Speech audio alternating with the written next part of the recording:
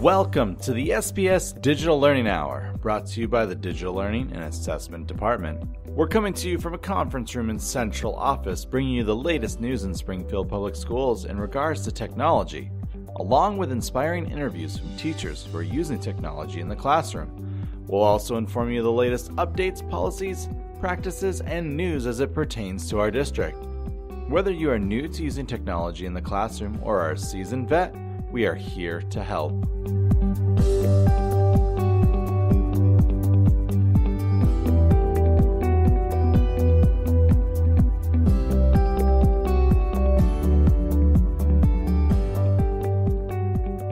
Thanks for joining us today. I am your host, Mike Thomas, the Bearded Tech Ed Guy. In case you missed it, the latest blog post is out, and it's all about SAMR.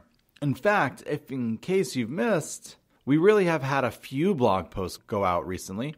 We had one on SAMR and what it is and how it works in the classroom and how to really think about using technology in the classroom, whether that is a substitution, augmentation, modification, or redefinition to whatever task you are doing.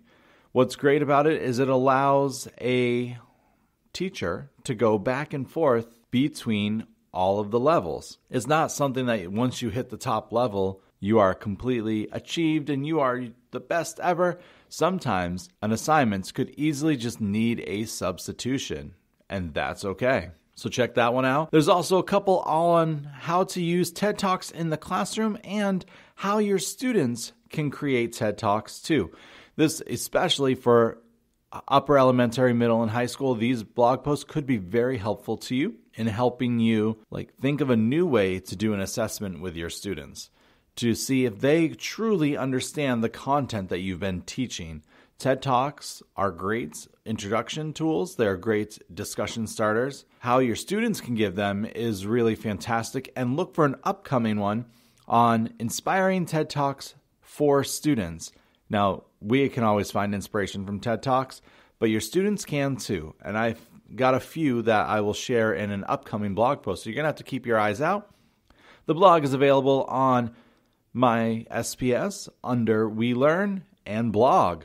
In case you missed it, at the end of Friday last week, the entire district has been trained at a base level on Unified Classroom, which is fantastic as we are moving more and more towards that as the school year is coming to an end. Just remember, this is a pilot year and we are wanting to make sure everything works great for next year. So continue to play around, explore. Check out We Learn Wednesdays for upcoming topics such as how to use class pages effectively, how to create a next generation assessment, and so much more. Also look out for drop-ins. We're going to have drop-ins regularly scheduled over the next few months. We know that MCAS is coming up, but we still want to make sure that you have the opportunity to get questions asked that you need.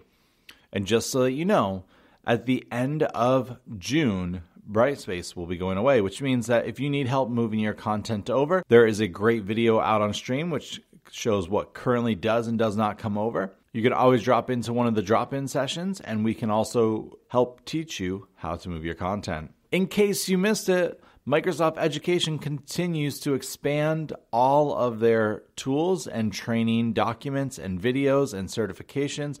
I highly encourage you to go out to education.microsoft.com. Become enrolled and start going through all of the courses. There is so much to learn, including how to use Minecraft in the classroom and using Skype in the classroom, what 21st century learning looks like, and different ways that you can help improve your practices. So definitely education.microsoft.com. I highly encourage you to sign up. I know I have. If you ever get an email from me, you'll see my little certifications at the bottom. So that's it for this week's In Case You Missed It. Coming up next is our interview of the week.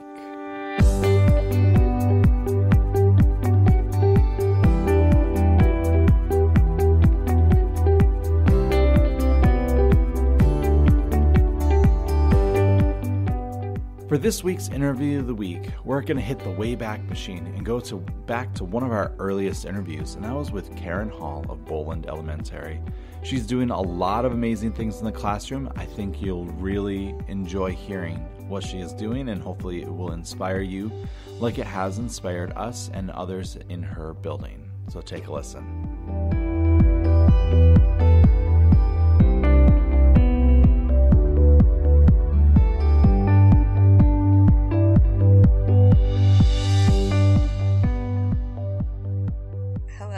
Karen Hall. I'm a 5th grade teacher here at Boland Elementary. I've been teaching in the district for 5 years, and I've been a teacher for 18. Wow, so teaching for 18 years. So in thinking about technology 18 years ago, what was that like being a classroom teacher and at that point maybe using like iMacs and... So what did you use? Well, at the very beginning, we didn't even have TVs in our classroom, no matter any form of technology. So it was really non-existent. When we first started, I think it was probably with an Elmo. That was probably the first piece of real technology we had. Even as a teacher, I didn't even have my own computer.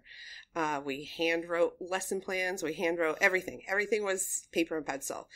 And then eventually coming into the district is when I finally really got my first laptop. And then your world changed. Yeah. But so I really was very...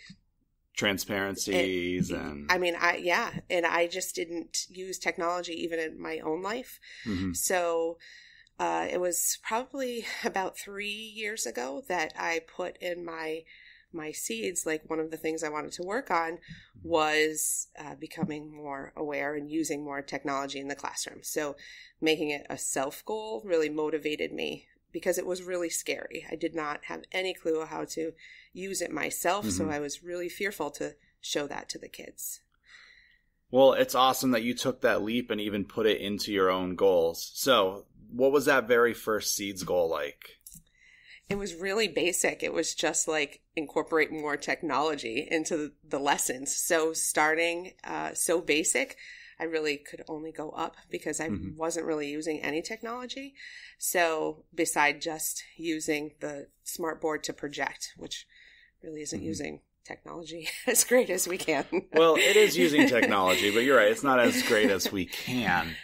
And then I think being a 5th grade teacher, the kids are coming in so smart and they know so much that I just had to be vulnerable with them and just be like, hey, show me what you know and show me what you can do. And they love that. They love knowing that they can teach me and teach each other.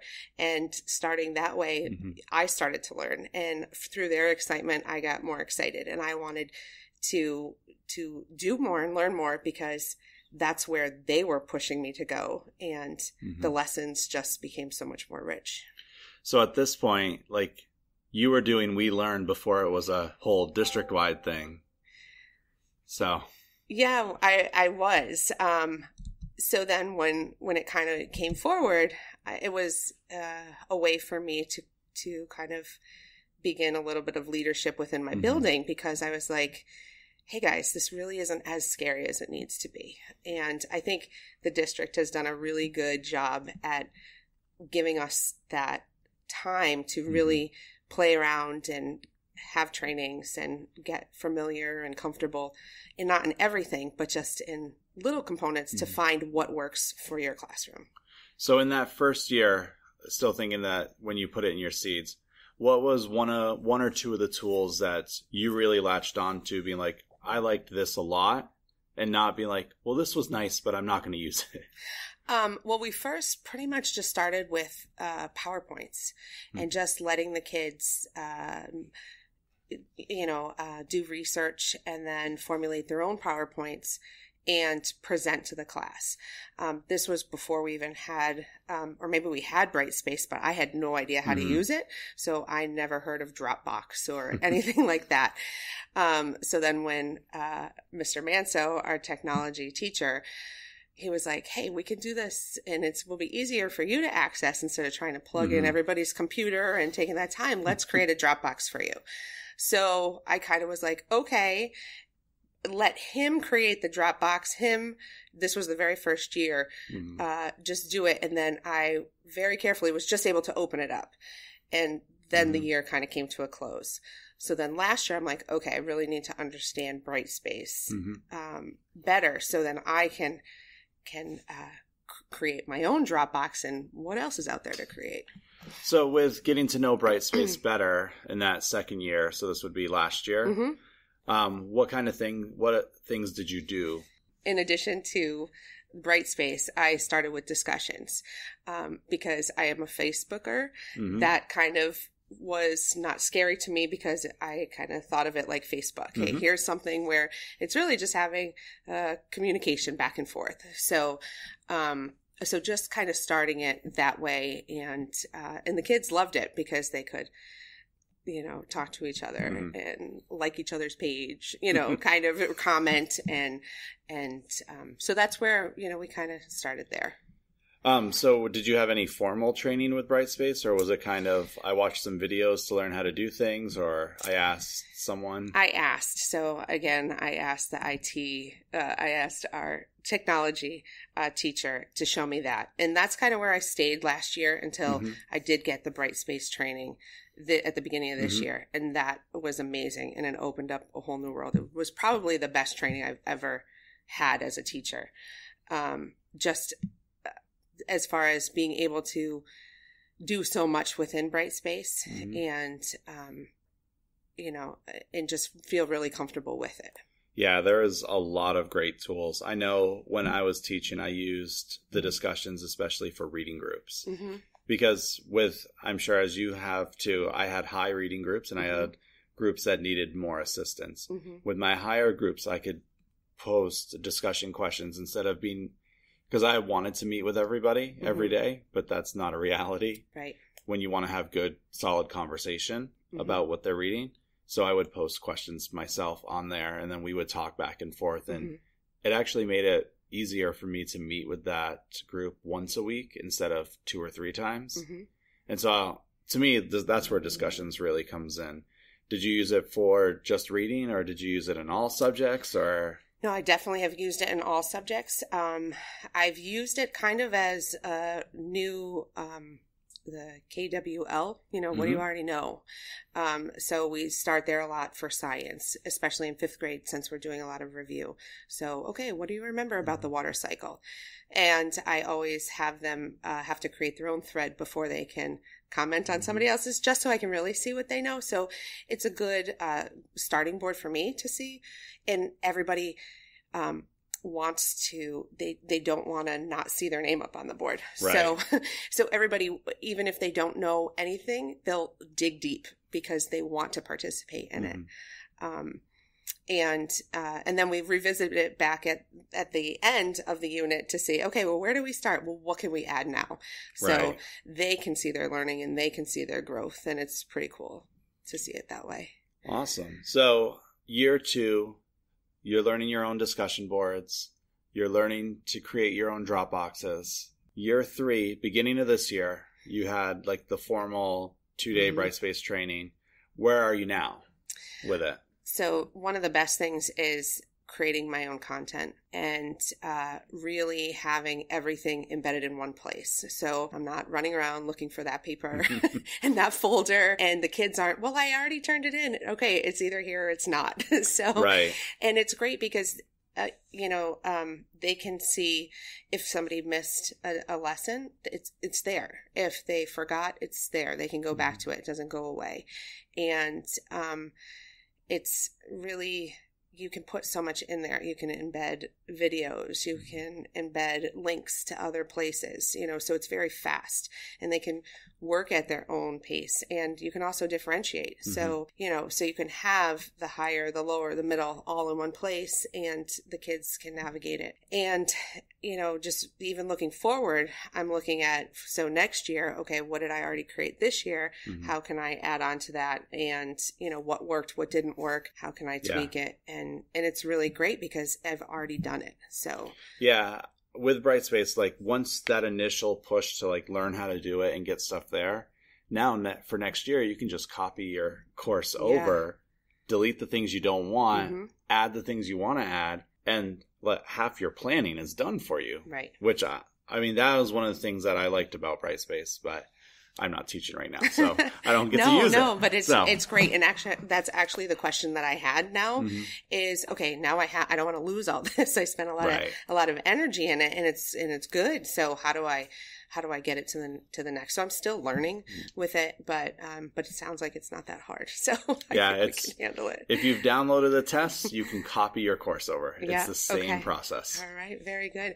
Also, the other good thing is I have had a lot of trainings this year, and when I'm not in the classroom, I throw everything on Brightspace. So instead of having, cheesy sub-plans, we have, some, because I don't know who's going to be standing in front of my class for the day. So I just embed things under the course, and the kids just kind of follow along, and they know that I'm checking up on the next day. So it's not a wasted day, So instead of having the sub try to teach division, you can throw up a Khan Academy video. That's exactly what I was going to say. And then I'm not going to be here today. Watch this video. Here's the work. This is what you're going to be doing. Yep. If you have questions, post in the discussion board. Yep.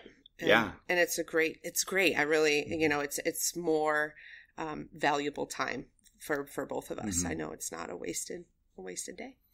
Well, that's really exciting, all the stuff that you're doing with Brightspace. Are there any other technology tools that you're using? We are using Sway. That's another way, because the students have become so good at PowerPoints at this point. Mr. Manso introduced that in the computer lab with the kids. So the latest and greatest now is they're doing their sways. We're working on a poetry project right now. So the kids are using some graphics to create some poems, and, it's really endless for them. I kind of show them, okay, this is what I'm going to put in a browser. Let's see what we can find. And they're just adding web addresses and letting each other say, oh, check this out. So, it's really high energy, high motivating. And especially at this time of the year with 18 days left, they're still working, they're still working, which is helpful for both of us. Yes. That's awesome. I love Sway. One of the ways I see is it's great for biography projects, because then you can create a whole biography of someone. Yeah. So or a virtual resume, which is when I learned how to use it, I'm like, all right, I want to learn how to use this. What would be practical? I'm like, I can make a biography. I don't want to do a biography. I don't have time. So I'm like, why don't I just do my resume? And so Sway has a lot of possibilities with its uses, because it's different than PowerPoint. So the interesting thing is I know nothing about Sway, but the kids do. So we're very lucky to have the technology teacher. So they're ahead of me in it, but I'm the facilitator at this point. I'm helping them with their research. And they're also doing a genius hour right now, where they're able to come up with some sort of topic that whether it be a biography or just, a scientific question, that they're going to teach the class one more thing before we leave. So I'm helping them with that piece, but they know how to do a Sway now. So they're going to be showing it that way. And then some of them are better at it than others. So we have, experts. So I'll say, okay, what are you an expert in? And they're like, well, I know how to embed a link. So we'll put their name on the board. We put it on a chart, and the kids know who to go to. So it doesn't all have to fall on me, because I don't have all the answers. Right. And that's a hard thing for teachers to accept, is because that's letting go of some control in the classroom too. Yeah. Of being willing to stand in front of, especially fifth graders. I know what that's like, being like, I don't know how this works, but we're going to try it anyways. But I think they're more willing to try new things. And that's what we want them to do. Speaking of trying new things, your school was one of the first that I have heard of that had their own tech conference. During a PD day. What was that like? It was really fun, because we were able to choose our own, what was going to fit best in our classroom. We had, there was many to choose from, maybe 10 different conferences at different times that we were able to cycle in and out of. And the good thing was I was able to be someone in the audience, and then I was also able to be a presenter. So I got the benefits of both sides of it. So one of the things I did show was how I was using Brightspace. And article a day was the other thing that I showed how to do, because it's a free website that has articles that just to give kids more access to more reading, shorter articles. So I held 2 of my own, which helped me in my own leadership and feeling comfortable in my own, technology. Yeah. But then I was able to sit in on others, and I got some great sources and sites and different things that I'm going to be looking at, incorporating. Some I have and some that I'm going to look at more for next year. And we definitely, I think overall, everybody was like, yes, we definitely need more of that. Well, that's fantastic. So to end today, because I know that we're in the middle of your day and you're going to have students coming back soon. We are. So my final question for those teachers who are, well, for lack of a better term, we'll call them tech averse. They're afraid of technology. Yep. What would you say to them to encourage them to use technology in their classroom? I was you just really 3 years ago. And I still have friends that laugh and they're like, what do you mean you just presented on technology? And they're like, you're the girl who didn't know how to turn on your computer. And just take it slow, take baby steps, set yourself small goals that you can reach, and then celebrate those goals. And, look at the kids you have in front of you and see if they can help you, because even I have 2 of my own kids. One's 8 and one's 5. And even my 5-year-old just showed me how to do something on my remote control for my TV, how to show me what the sports teams came up with the scores from last night. I had no idea how to do that. So even my 5-year-old can show me something new. And so just embrace that. Even if you have kindergartners or first graders or even seniors, take what's in front of you and, don't be afraid to be the student too. Awesome. Thank you for your time. Thank you. And we'll look forward to hearing about your technology growth in the future. Great. Thanks so much.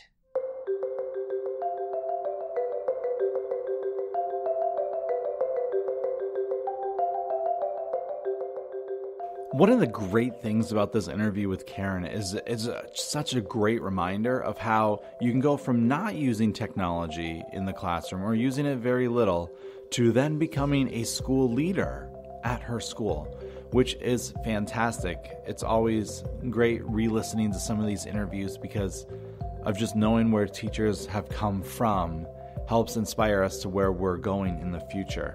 I hope you were inspired by that. It is very easy just to take one thing at a time and go with it and lean on the people around you. Boland has a great community of digital learners, and that includes the teachers. If you ever got any questions about how schools in general are doing it, you can always contact any one of the teachers we've interviewed from Boland or even their principal, Principal Bukowski, because they are doing some great things using technology in their building, and they are always willing to talk and share. So reach out to them. So as we come to an end of our time together, just want to remind you guys that we are available on all sorts of platforms, whether you're listening to us on through iTunes, Spreaker, Stitcher, Spotify, iHeartRadio, Google Play, wherever podcasts are available, you can find us. And if you use a podcast tool that you can't find us on, let us know and we can make our way on there. One of the things that we always look for is some great feedback from you guys. If whatever site that you listen to us on, go and give us a review. Always 5 stars, of course, because we're awesome. We'd love to hear back from you and all the things that you like about the podcast, things you'd like to hear more. If you've got any ideas on people we should interview, we have a bunch of interviews coming up. If there are anybody that you think should be interviewed, you should email us at dlasupport@springfieldpublicschools.com. That's the best way to get a hold of us. And from there, we can butter up the person that we would like to talk to because they're awesome and they deserve to be recognized. If that person is you and you're doing some amazing things, we want to butter you up and talk to you too. What would be great is if you just get us that information. Also, every Friday, I try to post inspiring images for you and with inspiring quotes. And we call that Favorite Quote Friday. I encourage you to join in for this new year. We've got some great quotes that I've done on Bearded Tech Ed Guy or Bearded Tech Ed, either on Instagram or Twitter. You can find them posted there or on Facebook too. But we really encourage you to take advantage of the digital world and helping you become the teacher you want to be. That's our job here, is to help you be encouraged and learn and grow. And we hope that you are getting all the things that you need. If not, you can always reach out to us and we can either point you in the right direction or help you ourselves if it's something we know how to do here in DLA. So again, I want to thank you for listening. I am Mike Thomas, the Bearded Tech Ed Guy, and this is the SPS Digital Learning Hour.